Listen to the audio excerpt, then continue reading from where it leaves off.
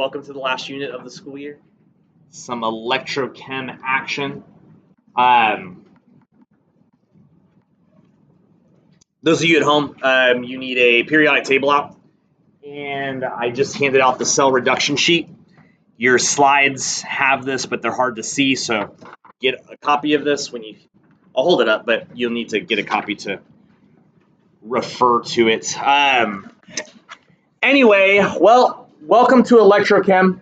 What the heck are we doing in this unit? Well, here's what this is in a nutshell. All right, first off, you've never studied electrochem before, but the first half of this lecture should feel familiar because we need to be good at REDOX to move forward with our half reaction type stuff and analyses for electrochem.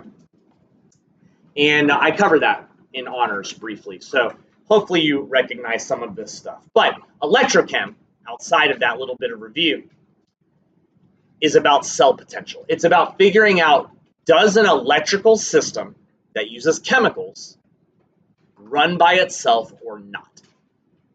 Is it a system that is thermodynamically favored? Can it just run, or do you have to plug it in or put a battery in it? And really, these electrical systems we're talking about, they are exactly what you deal with daily. If you have something at home that to make it work, your alarm clock or whatever, you use your phones now, but if you have something that you have to plug in, that item has a negative cell potential. There are chemicals within it that help make it run, but they're not strong enough to make it run by themselves. So you plug it into a wall to get it the energy it's missing. But then there's other systems that are run off chemicals that do have energy all on their own. Most commonly batteries. What element is most commonly written on the side of batteries?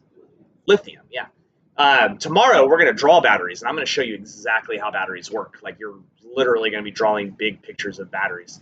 But batteries have a positive cell potential because not only can they run all by themselves, you put them into systems that have negative cell potentials to make them run.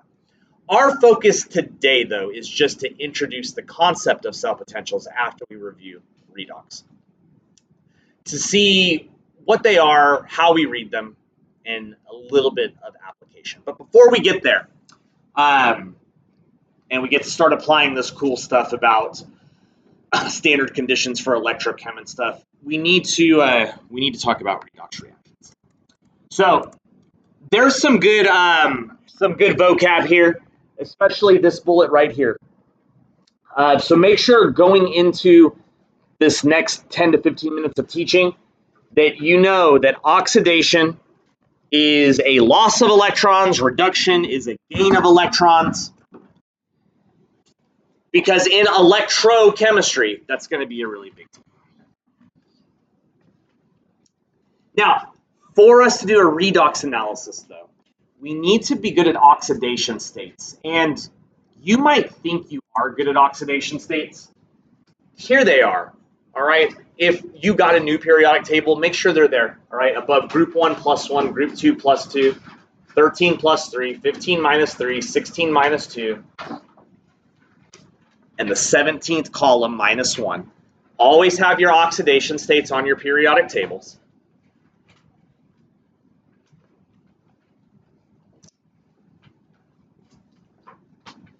I'm here to tell you that if you're dealing with either a covalent compound where the charges aren't as evident because they're nonmetals to nonmetals, or an ionic compound that involves polyatomics, that these oxidation states are not always reliable. And if you're like, great, when are they not reliable? There. This table, while I'm not going to say you have to memorize it, it's a good crutch to lean on when figuring out this next thing I'm about to show you. Y'all, for the most part, this table totally supports all of this. These oxidation states that you've been using, they're mostly good. Really, the culprits we run into most often are nitrogen, phosphorus, and sulfur. It seems like even on the AP exam that nitrogen, phosphorus, and sulfur, when they are in more dynamic compounds, can have really weird charges. And I want to show you how to find those. So you might want to be able to look back, whoops, at that table. Oh God. Remember that time I printed the lecture in the middle of lecture? Okay. So let's do some practice because you definitely need to be good at this. It says find the oxidation state of all atoms in nitric acid. Reading off your slides. Nitric acid is HNO3. Write that with me.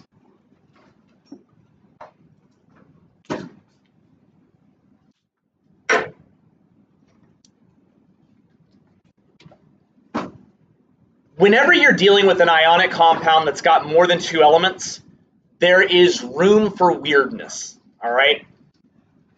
Nitrogen, for example, is not listed on the previous slide with that table. So here's the best way to find the oxidation state of everything in a more dynamic compound. First off, I'm going to list the atoms separately. You are too. And then I'm going to count them separately.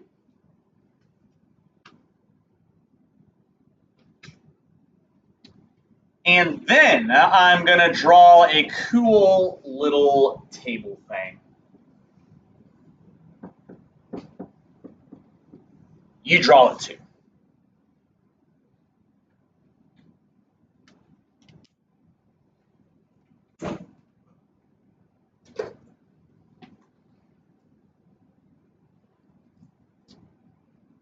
Now, if you look back at the previous slide, as I said, the rules do support. How's it going? We have a strong magnet, or no, who would have one? I have weak magnets, and they will not impress you. But I mean, I would go to shed. Yeah. Remember that time my big boss walked in the room while I was recording? I see him once a year, and today was the day. Good job, everybody. Y'all looked really intense. Anyway, your rules on the previous slide say that hydrogen is reliable. Hydrogen's always going to be +1. It's not true in hydrides, which is something we don't do in this class. So you're Oxygen is also always reliable unless it's peroxide. I'm reading off the previous slide at that table. But the +1 and -2 that these oxidation states say are good for those 2 elements. What isn't listed is nitrogen, because you're used to him being -3, but you're about to see that he's not. Let's do some arithmetic. 1 times +1 is +1. 3 times -2 is -6.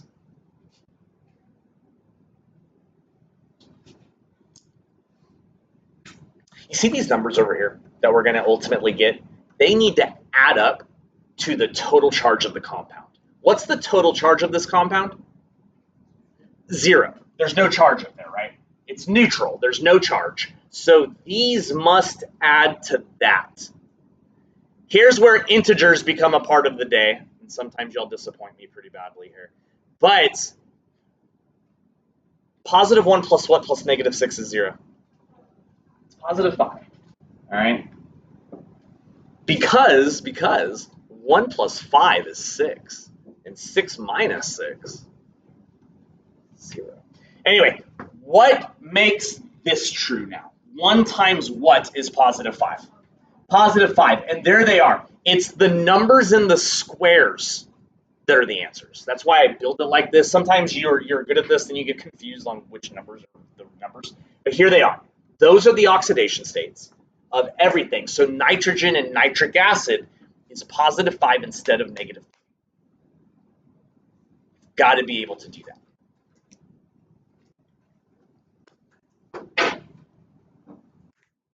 Let's do another one.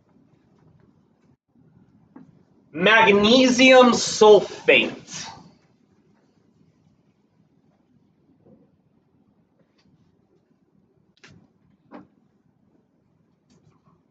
Is written like this, following nomenclature.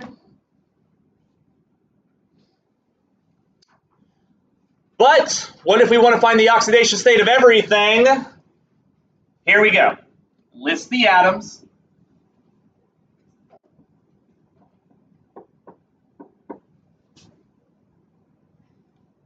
Count the atoms.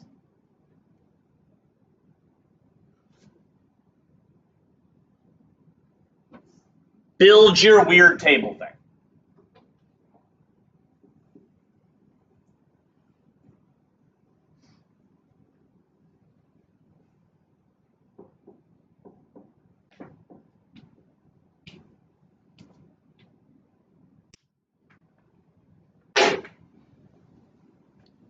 We all right? Who's reliable? Well, if you go to your previous slide, it says that all of group 1 and group 2 metals, alkalis and alkaline earths, they're reliable. Meaning you can apply this. So magnesium is +2. Who else is almost always reliable here? Oxygen, unless he's in peroxide, he is -2. Just like you expect, but there is no rule for sulfur. Sulfur is usually -2, most commonly. But when there's this many elements, he can go a little crazy to balance out the charge. Here we go. 1 times +2 and 4 times -2. The ocho. What is the overall charge? Now look here, stop writing for a second. It doesn't have to be 0. It is again, it is. But if I gave you a polyatomic ion to do this to and it said -3 up here, then you'd put -3 down here. All right, it needs to just add to whatever the charge of the compound is. It's just usually 0. Most compounds are neutral, but not always. Here we go. +2 plus what? Plus -8 is 0. It's +6. Prove it in a calculator if those numbers make you sad. What number makes this sentence true? It's +6, but look here real quick because the numbers keep matching. Don't do this, but what if this number was a 2? It's not, but if it were, what number would go there? +3. I mean, it's still very simple, but I want you to realize that you're just looking for the numbers in the squares. That's what we care about. So if that was a 2, it would be +3 because that would make it true. It's just not what's happening here. All right. There's the oxidation states of everything in the compound.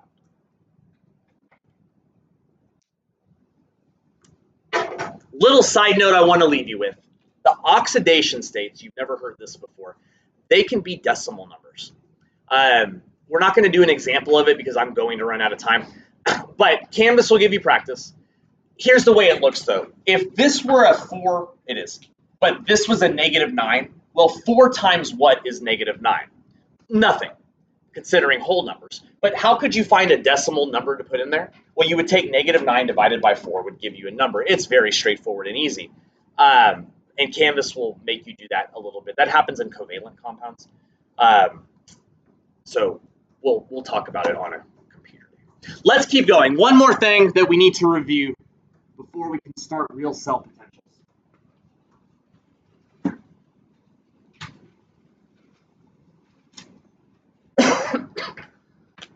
A true redox analysis. So here we've got lithium reacting with strontium nitride to produce strontium and lithium nitride.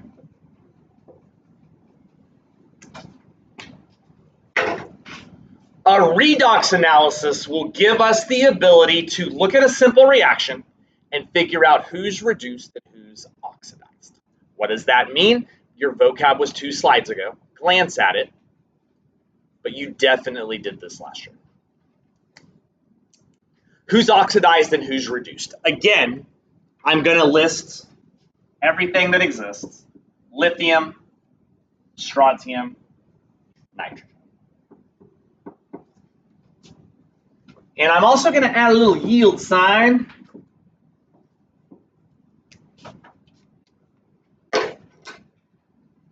Because what I'm doing is comparing reactant charges to product charges, because I know if things get more negative, they're gaining electrons. And if they get more positive, they're losing them because electrons are negative particles.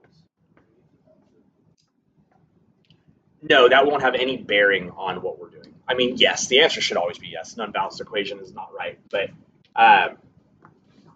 their charge doesn't change even if you balance it. Here we go. Start with the reactants. Look at lithium there. Free element. What's his charge? 0. Yeah, that was an old chemistry rule. Free elements, no matter what they are, always have a charge of 0. Now, that is written in that table also, all right, from a couple slides ago, or on the previous slide.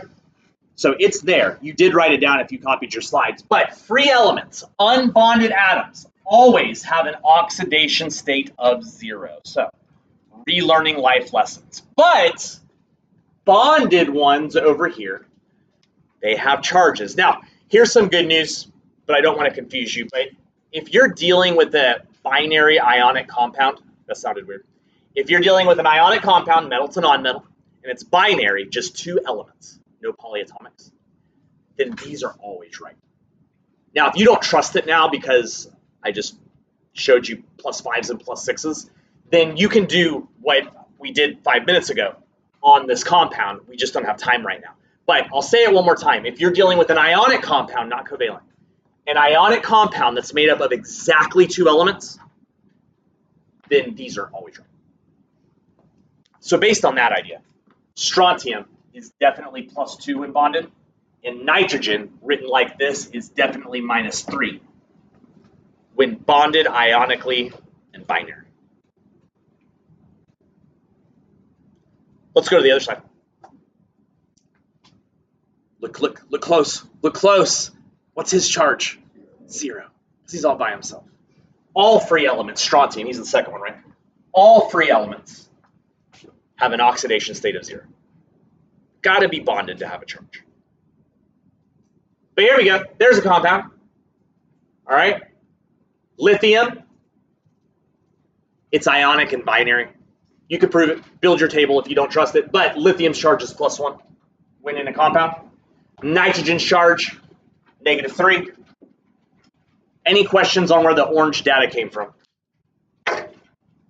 We're all right? So let's apply the vocab. It's not supposed to be hard. Look at lithium. Lithium, over the course of the reaction, became more positive. Do you see it? Do you see it?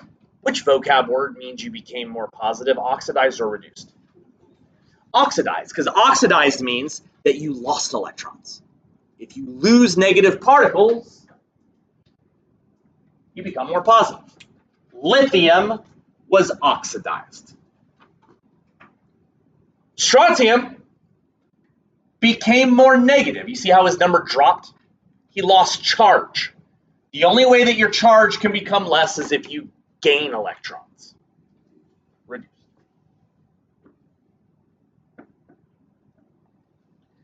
Nitrogen was 9. You do recognize this, yes? Now, here's the good news. I think it's good news. You don't always think it's good news. But your assignment for this lecture is broken up into 2 different assignments. The first assignment is everything we've done on this slide. Finding weird oxidation states and doing this type of stuff because you need to practice it. I just don't have time to keep doing it right now. Then there's a second assignment based on the electrochem, the real stuff we're about to start. But I don't want to undermine this. Y'all, they love these questions every year. Your ability to do what we've done so far, I think it's easy and it's really important. So get good at it. Yeah? We're doing okay? I'm gonna ruin your day now.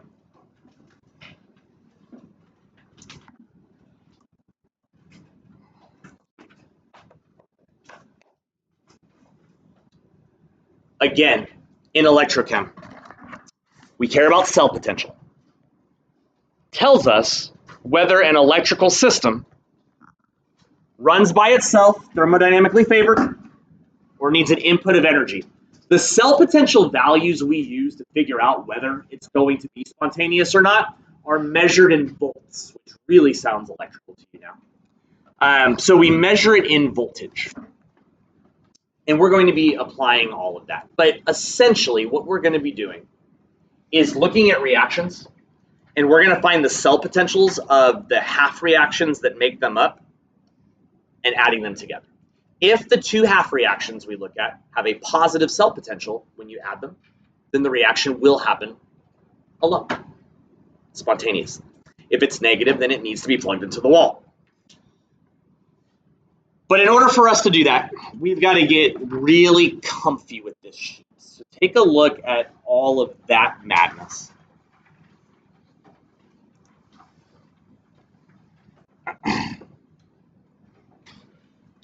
I want you to glance at the many, many reactions on this sheet. You don't have to memorize anything on here. They give you this. Actually, they don't give it to you like a paper like this. It's actually really nice. The way that they do it's easier than the way that I do it, because I make you use this whole sheet. I'll give it to you on your exam on the 21st. They just give you snippets of it on the questions, which means they usually just give you what you need off of it, which saves you time and hassle. In college, they're going to give you this and make you just look it up. But anyway, so that's good news. True or false?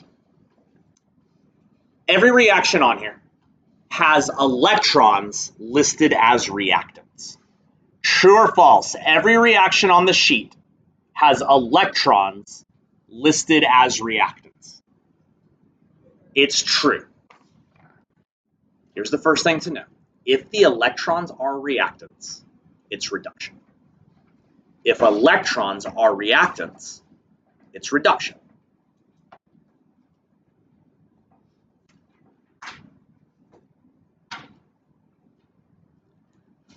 That should make a lot of sense considering what reduction is. Reduction is the adding of electrons, right? So we're adding electrons to something. So it's very, very, the context is there. But I want you to also look at the title of the chart. What is the title of the entire table called? Reduction potentials. And it's called that when they give it to you too. So that's not part of the trick. Everything they give you will be reduction only. Each of those reactions that they give you for the reduction has a cell potential. So if you scroll up and down with your eyes, you'll see that if you reduce lithium, this is its cell potential. If you reduce permanganate, it's this cell potential. Gives you all these values for electrical systems that you can apply for a half reaction. And remember, we need to add two half reactions together in order to figure out spontaneity. Well, so that's all the reduction data. But the oxidation data is just as important, but they don't ever give it to you. Why won't they give you an oxidation sheet? Because they already have. You know how if something was exothermic this way, it was endothermic that way? Well, if something is reduction that direction, it's oxidation the other direction. Because where would the electrons be theoretically if you flip the yield sign on anything on that sheet? They would become products, because just like electrons being reactants is reduction, electrons being products is oxidation. So if you flip the yield sign just in your brain while looking at that sheet, everything becomes oxidation instead. And what did we do to the sign for enthalpy last unit when we flipped the yield sign? The charge flipped, right? Plus became minus, minus became positive. Same thing.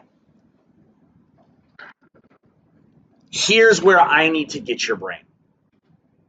If they ask you for reduction data on something, you look at the sheet and you read it exactly as is. If they ask you for oxidation data on something, you look at the same sheet, but you flip everything in your brain. The yield sign flips, and the given cell potentials also flip. For example, here's another fun fact. The larger the cell potential is, the more likely the item is to happen. So in other words, look at the sheet, look at the sheet, look at the sheet. They're all reduction, right? It's all reduction as printed. That means whichever element on there has the very highest cell potential is the one that wants to be the most reduced. Man, he wants to be reduced more than anyone else. Who's the element? What element wants to be the most reduced? Fluorine.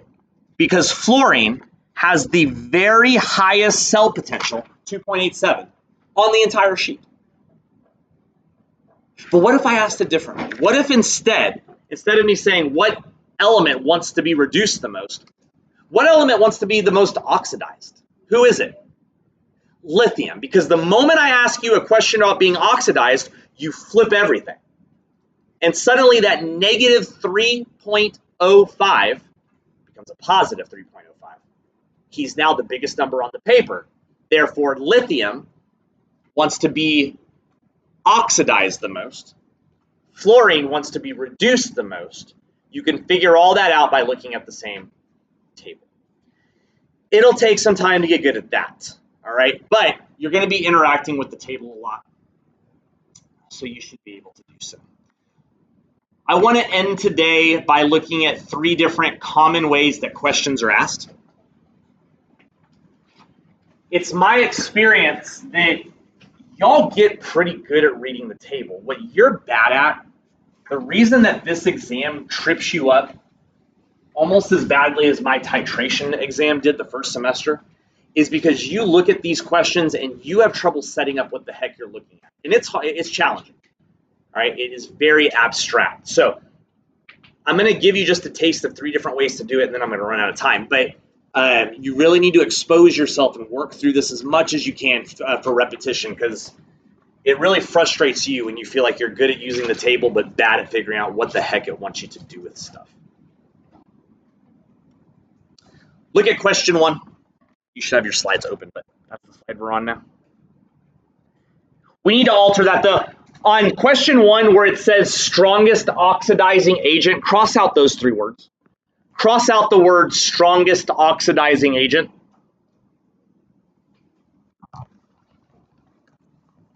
And replace it with most likely to be reduced. Most likely to be reduced.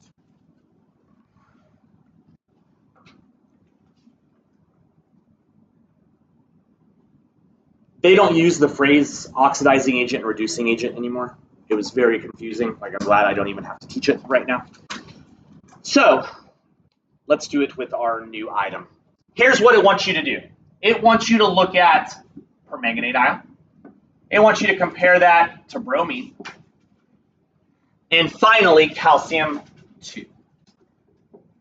It wants to know which of those dudes is most likely to be reduced. Well, we just have to know cell potentials. Whoever's got the biggest reduction potential would be the one. For example, permanganates, now this is where it takes time because your eyes are scrolling all over the place right now, right? But the numbers are in numerical order. The permanganate value is 1.51 volts. So if you haven't found permanganate yet, find that number. The number is easy to find. And do you see how that is the reduction equation for permanganate? Bromine's number is 1.09. Now, I'm giving these to you because this is our first time doing this. But on Canvas, you would be searching. I just want you to see that they're easy to find. But do you see how the 1.09 corresponds to bromine? Finally, the calcium ion. Has anybody found it yet? Yell it. Beautiful. See, I knew you could do it. So you should be figuring out that there are reduction equations given at these cell potentials. Which one is the most likely to be reduced? Permanganate, whoever's got the biggest number. That is the biggest number. The answer to the question is permanganate ion out of these 3.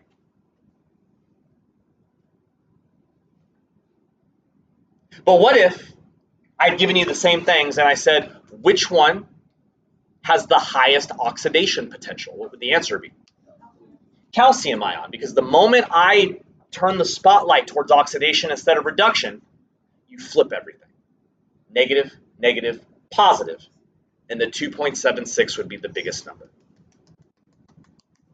And electrons at that point would be products, right? It's the easiest type of question. but they'll ask it. Let's get a bit more abstract. How am I doing? All right. Will aluminum, watch how I read it and I write. That's really where we have to get you. Will aluminum displace, that means take the place of in a reaction, like during an ion swap, but whatever. Will aluminum displace copper 2?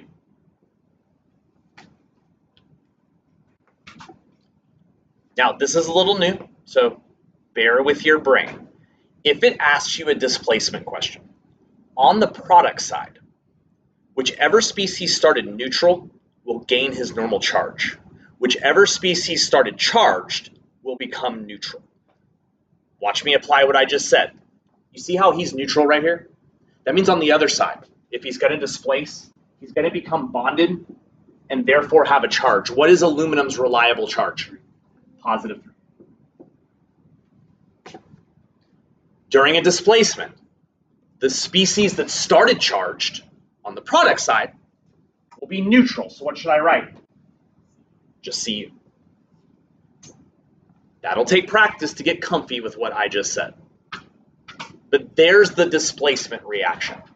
It mentions nitrate, but nitrate is a spectator ion because he'll be -1 on both sides. That's why we don't have to write him. But who cares? You won't have to explain that. From this, we can write 2 half reactions. Now, again, you've already been tested on half reactions. We are not going through the whole add H's and O's and acidic and basic process. We don't have to do that right now. We'll review it for your AP exam because you do need to remember how to do that. But for this, for cell potentials, it's just charge. But we need the half reactions first. Do you remember how we found the half reactions from a reaction? You would take one reactant and you would connect it just to the product it had the most in common with. For example, see the aluminum? I can take aluminum and yield it towards whichever product it shares the most identity with, which is really, it's not hard. It's supposed to be very easy. So obviously it's connected to this, which means the other half reaction would start with the other reactant with the product he's got the most in common with. We're not fixing H's and O's. We're just fixing charge. When you fix charge, you can only add electrons, which means you have to have the charge be the same, but you can only bring one down to the other since electrons are negative. So look here. Which side will I add the electrons to, the left or the right? The right, because we've got to have them be the same charge on both sides, and we can only bring one charge down. So if you add 3 electrons over there, those 3 electrons will interact with the +3, thus neutral.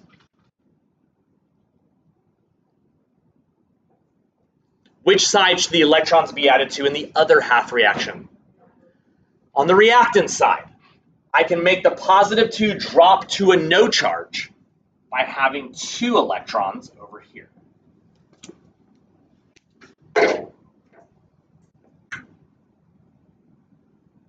Scan your eyes up and down your potential sheet. See if you can find these. Can you find an aluminum 3 reaction? Can you find a copper 2 reaction? And can you apply the cell potentials listed?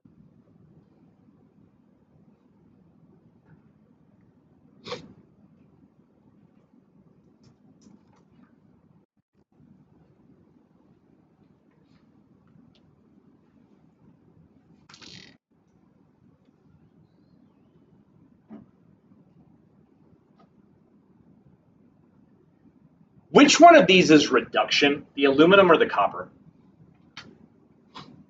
The copper, because if electrons are reactants, it's reduction. That means that this half reaction is going to look exactly like something on that list. this, right?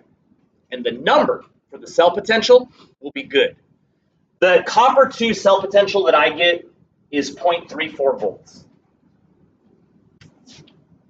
So if you still haven't found it, find the 0.34 volts, and you'll see that it's definitely the correct number. Do you see it?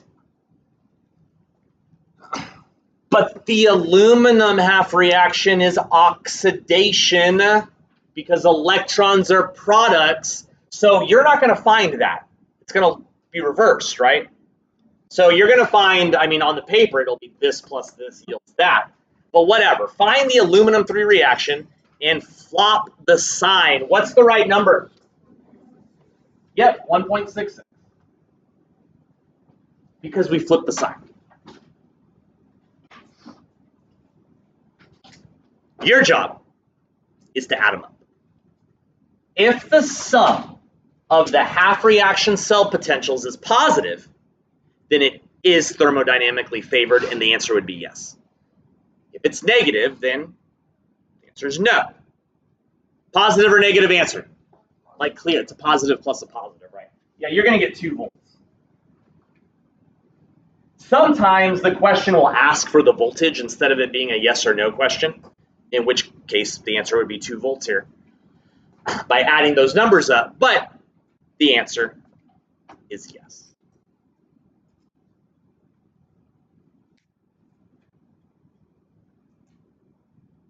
Let's do one more. Good.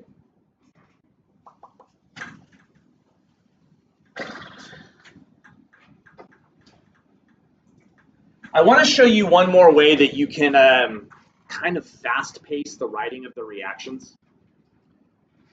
Look here.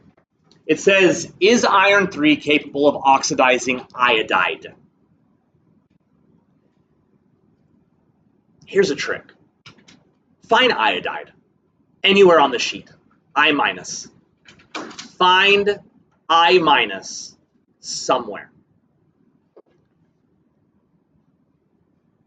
First column or second column?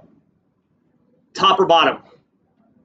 Look near the bottom of the first column if you still haven't found them. Do you see them? Okay. All right. So we have an equation without having to think too hard. We just found it. Is he being reduced or oxidized in the question? Look at the wording. Oxidizing him. Is that equation written as reduction or oxidation? It's written as reduction. Everything on the sheet is. So if we're going to get that half reaction, just flip that yield sign. We want it to be oxidizing I minus. So here's what I see. I get 2I minus yielding iodine alongside a couple electrons.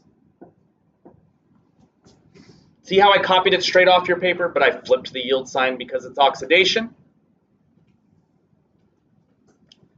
If you do the same for iron 3, but realize that you don't have to flip anything, because if he's being oxidized, the other species is being reduced. That's how half reactions works, redox. You got to have one of each. So the other one then, if you read off of there, is going to be Fe plus 3 interacting with an electron to give you Fe plus 2.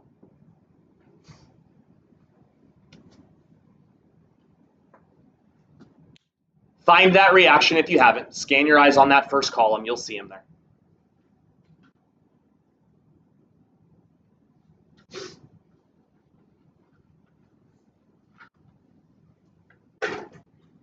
What cell potential value? Have I drawn a card yet? I didn't put Aspen out. Anyways, all right, whatever. Hey, what cell potential value, anybody, should we use for iodine? Negative. Very good. You got to flip that sign because it's oxidation. That iron 3 reaction uses a value of 0.77, as you can verify.